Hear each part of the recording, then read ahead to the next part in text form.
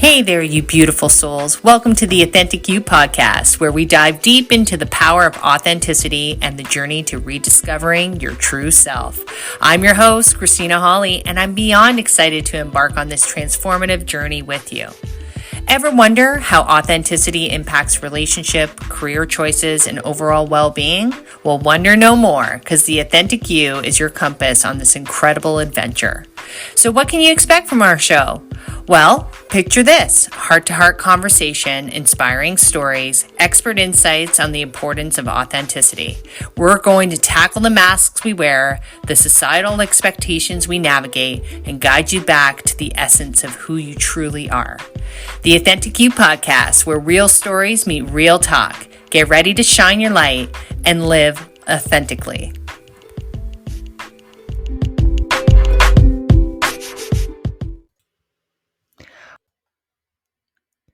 In this episode of The Authentic You, Playing the Game of Life, join myself for random wisdom chats with diverse guests from different walks of life. Embracing the spontaneity of life's journey, I engage in candid conversations with guests who share their unique perspective and experiences on playing the game of life. From entrepreneurs to artists to activists to educators, each brings a wealth of wisdom and insight to the table. Together, we explore various topics related to navigating life's twists, turns, and overcoming challenges, and embrace opportunities for growth and self-discovery. Whether sharing personal anecdotes, reflecting on lessons learned, or offering practical advice, these random wisdom chats offer a treasure trove of inspiration and empowerment.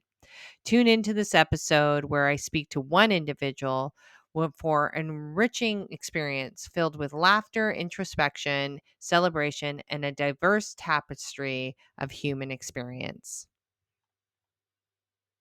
Corporate for 20 plus years in senior HR leadership roles. And what happened was during COVID, I ended up writing a book. And this book is called The Authentic You, Unleash Your Leadership Potential. And this book has changed my life. So what the book is really about is teaching people how to align with their authentic self, how to align with their truth. I find that a lot of people like to use these words, but they don't really understand that there's a lot of work that goes into them if you're going to be coming from a place of truth. The other part that is really important, so if I were to think of a tagline for the Authentic You, it's really the Authentic You, own it. I want you to own all parts of it. So when we think about our stories, because all of us have stories, whether or not we like them or not, they're our story. So when we think about them, I want us to learn how to own them in their entirety. And like I've said, and for those who've listened before, they understand, I am not interested in the ones where everything is perfect, you're showcasing, you're the hero. I'm actually more interested in the ones that we're hiding, the stories that we're hiding, the stories where we feel as though we won't be accepted if we step into this space, the stories where, we might feel shame or judgment or even guilt around some of the decisions or things that have happened to us. Because I'll tell you this, and I sincerely mean this, it's so amazing when you start to embrace them rather than cut those pieces out of your life. It will change everything for you. It's scary because on the surface, from a societal perspective, you think that you won't be accepted. But I think the more of us, as you step into, that is your real power. That is your superpower to tap into who you are. So the one thing I will say that I really want to make clear, and I love this part of it, is that everyone's story is unique to them. Everybody has learnings that have happened to them that are meant to be shared out to the world. But if we're hiding them because of shame, we're hiding them. Maybe you don't want people to know that you were really poor, or maybe that you struggled, or things that really happened that were hurtful.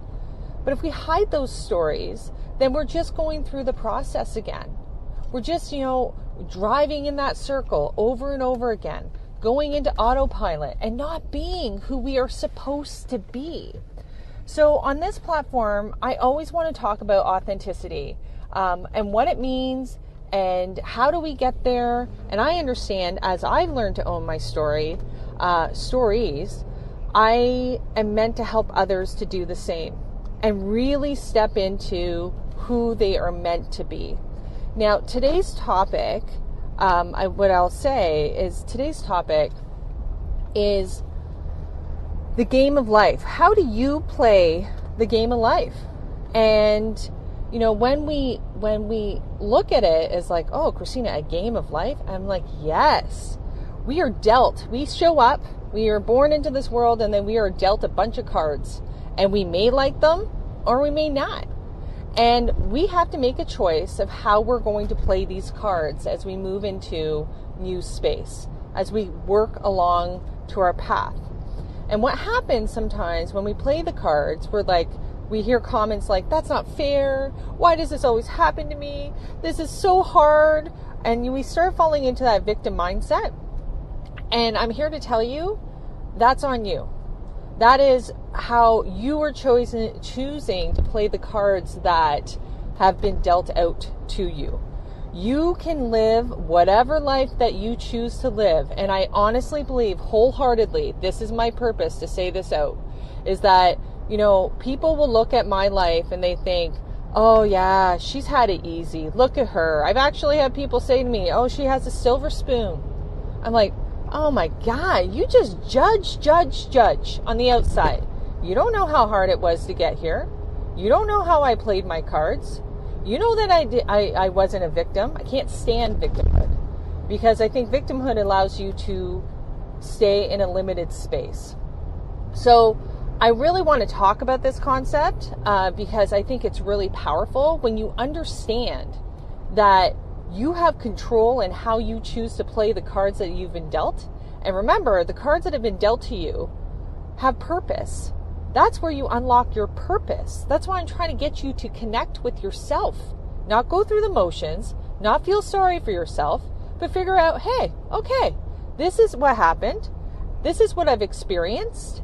Yeah, it was horrible, but who am I now? Am I strong? Am I resilient? Am I adaptable? Am I someone who's going to push limits? Am I going to inspire and motivate others to do the same? Hell yeah, you are. Because if you're going to do the work, I promise you're going to come out on the other side and you are going to be a different person. And you are going to attract different things into your life that are going to blow your mind. You're going to be like, what? I'm getting this in my life? Yes, you are. Because you're not carrying toxic energy. Because you're not being the victim.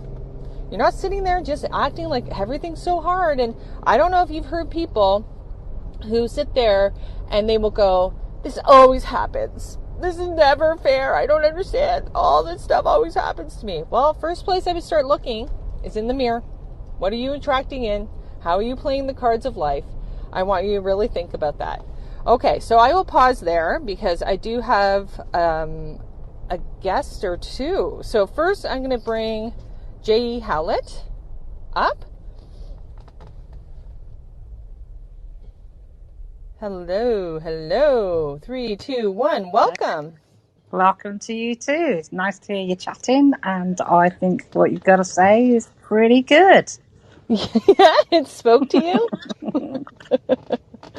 So what spoke to you about it? I love that. I like the way that you said we get dealt this hand of cards, which is completely correct. It is absolutely random wherever we're born, whatever heritage we are, where we live, what parents we've got, all this sort of thing is all handed to you. So you could land anywhere in the world. It could be, you're going there. This is what you've got to. You've got these parents. You've got money. You haven't. You're welfare. You're not. You're nurtured. You're not. You're completely correct about that. But the thing about victimizing yourself is that you then allow others to treat you the same. If you tell people what an awful life you've had, it suddenly switches a switch. It pops a label on your head. Please, I've been treated. I've had a terrible time. Please treat me some more terrible. Right. Bring it in, terrible. Please. Yeah, please, no, please, like, bully me, harass me, treat me bad. That's exactly what you're doing when you say, woe is me. You are giving a license to everybody that you meet, every situation that you're in to go wrong, because you are treating yourself like a victim. You're not a victim. That's not what happens. What happens is you learn and you survive. That is the key. That's the key. It gives you compassion and it gives you empathy to others who may be in that situation. And you have that. You have that skill then. It's a skill that you have. And you bring it forward so that you can then extend the hand of encouragement or kindness to allow other people to step out of that victim role, because that is what's coming back.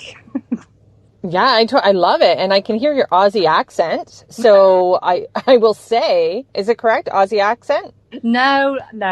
Is it UK? I am British of farming equality. I'm around the area. And it's West Country kind of. So I love it. I love it. But the reason why I was trying to bring that up was like to say this concept is universal. It's not cultural. It's universal. We are all in that situation where we've all met victims who just like bring it in. Oh, please. Please help me. And then I'm like, well, what are you going to do with that? So I'm going to help you. I'm going to give you a little bit of energy here. But they have to make, you got to work with it. Don't come back over and over again. And I was a sucker for that. I would be like, because I hadn't owned my story completely, that I would just be like, I'm helping you. But it was really filling a void for me because I hadn't owned my story. That's the irony of the whole thing. The cards that have been played out, it's your journey and you're supposed to learn and own your story. So then you can help others and pour into them from a place of truth and purity, not to fill your bucket because you haven't done the work, right? So some people will do work for others because they don't want to work on themselves. It doesn't work that way. Some people's buckets have got a hole in. Oh, huge hole. Huge hole. I wrote about that. Yeah, a huge hole, because it's kind of like they'll leave and they'll be like, oh my God, I feel amazing. Thanks, Christina, for that conversation. And then because that bucket with a hole is taking all that energy, a week later, they come back and they're like, hey, I need some more. Help me. And then you fill it again. And this could happen like 20 different times to the point where you're the sucker and you're exhausted. And I'll tell you this, when you put the boundary up and you say no more, because you've owned your story and you understand, they find other people to fill that bucket. So you are then you don't matter to them then. No. Once you're drained, you are useless to anybody, really, if you allow people to drain you to that extent. 100%. Then you're just in a bad place yourself. So yeah, you're right. It's about encouraging. Once you've put a little bit of, I don't know, I'd like to think of putting a little bit of flavouring in the water for them. You have a little bit of flavour, and you can dilute that how you like, love. That's the only bit of flavouring you get. Yeah, that's it. But you know what happens? So in my situation, this is why it's just so clear for me. It's like I hadn't owned my story, so they would come to me to fill their bucket, and I was naive enough to think like, oh, they think I have knowledge. They think I have this. Let me help you. Ego. Because it was making me feel better instead of being in a point of true self. Because when you're in true self, it's just everything's so clear. Ego doesn't take over that way. So then you can protect yourself differently. So they find others to fill that bucket. Yeah. And also the other thing about ego is it will build you up to a massive height if you're doing things to feed that ego. But the fall is mighty. Oh. The fall is mighty. It's best not to go there. It's better to just, like you said, be true, and you're okay, you know. Yeah, absolutely. Because it's one of those things that some people don't even realize that they're functioning with it, because we all have ego, right? And some of us, when we get hurt in our life, we lean more on ego to protect us, to give this image on the outside, right? Because it just wants to look a certain way. So no one's really going to bother you. They're actually going to lift you up from societal perspectives. But it's harmful to you in the long run, because you're not living your truth. You're actually living what society is prescribing for you. Yeah, and then you end up with imposter syndrome. Yeah, yeah, right? Who wants that? That's nonsense. Yeah. You wouldn't even recognize yourself. You're like, who is that? Who is that? It's like the idea that certain people, and this is no fault of whatever, it's just choice or whatever, but I'm using this as an example, how some females don't want to be seen without makeup on. Some females don't want to, like, oh, no, I can't go out there into the world and be seen that way, because they'll see me. It's like removing a mask kind of thing, right? So it's just, if you're good with yourself, it shouldn't really matter. But I think that also, like you said about the makeup thing, the mask is there for a two-way thing too.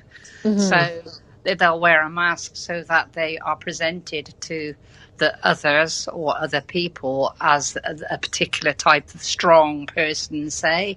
Yeah. But it also protects them too, because they'll be hiding behind it. So whatever gets addressed to the mask, they can take that off to a degree, you know?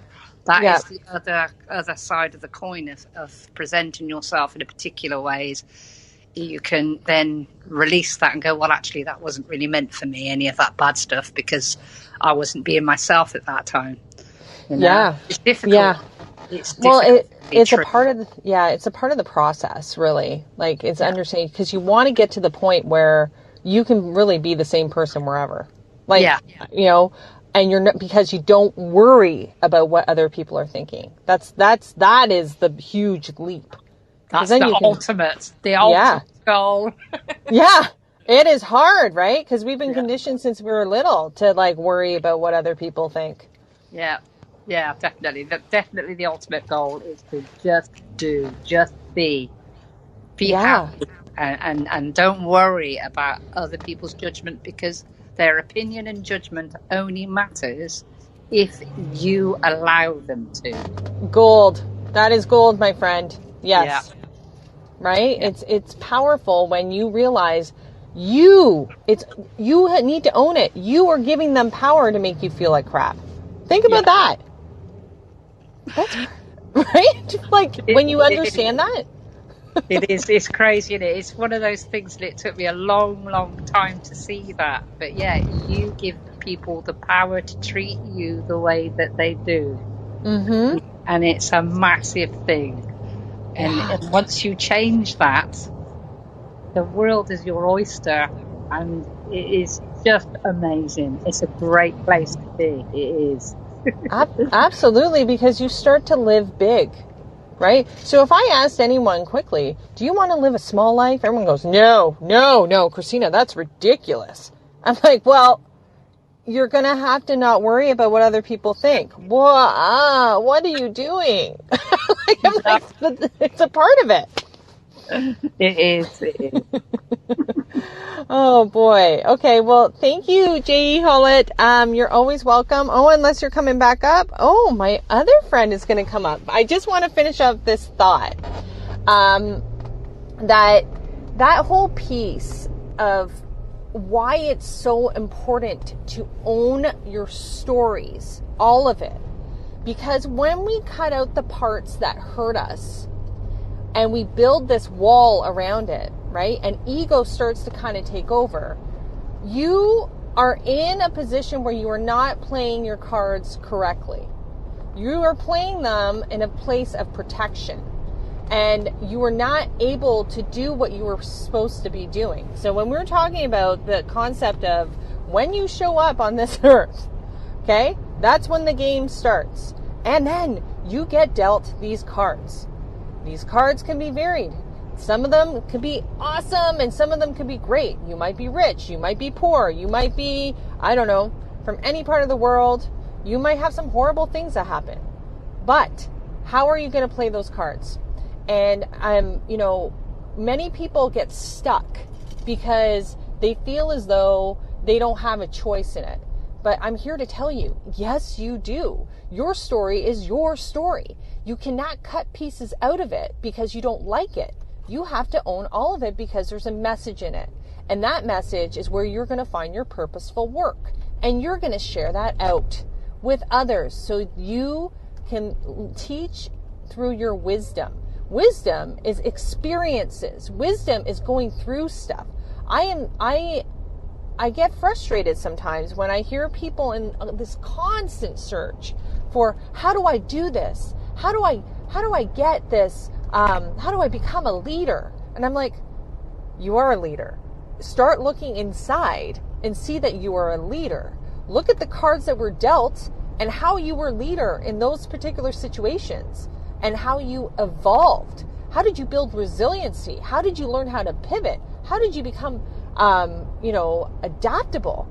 These are real traits, but people need to learn how to do them. And I love what was just said is that when we start to get closer to ourselves, right? When we go through these experiences and we actually own them, we show up in a way that we have compassion, we have empathy, and we can help others through their journey. But you can't help anyone if you haven't helped yourself. So I just want to put that in perspective. Because if you think you are, you could be a fool like I was when I thought I was helping others, but it was my ego that needed to be fed in that particular case, instead of coming from a pure place. Now it comes 100% from a pure place, right? But because I've owned those stories, because the intention of your authentic journey, we've talked about this before, is to move back closer, unlearn the conditioning that has been put into place that tells you that you have to be a certain way, so you can get back to your heart, so you can experience life sometime in a different way when you are heart focused. Okay, your true self, your authentic self, through that lens, you will show up in a different way. But these things happen to us and we put walls forward. That's the challenge. We have to figure out how to find our way back. And now I've done it. It took me 30 years, but this book changed my life. And there's other books, I'm telling you, straight up. I think there's 5 of them that's gonna come out that are aligning with this to help people understand how to go deeper. How do we get there so you can live a big life, so you can be amazing, so you can play your cards. I thought I was playing my cards great. I was like, oh, look at me. I had a tough life, but nobody knows. I'm going to hide it. I'm going to not let anybody know. And I'm just going to be a powerhouse in business. And I'm going to be super successful. And in my head, all I would ever hear would be like, I'm not going to be a statistic. I'm going to beat all odds. And that's good. And that's why I thank my ego, because it helped me get there. But now I don't need it. Now the ego's there and we've kind of worked together, but it's more, I got to learn how to build my heart muscle so I can show up in an integrated way. But I had to heal in order to get there. On yourself as you progress to the next version of you. You peel back a layer and you get closer to the authentic you. Don't forget to follow us on social media for updates and behind the scene contents. And if you have any suggestions about future topics or guests, we'd love to hear from you. Until next time, remember, stay curious, keep learning, and never stop exploring the fascinating world around you. Thank you for listening, and we'll catch you in the next episode.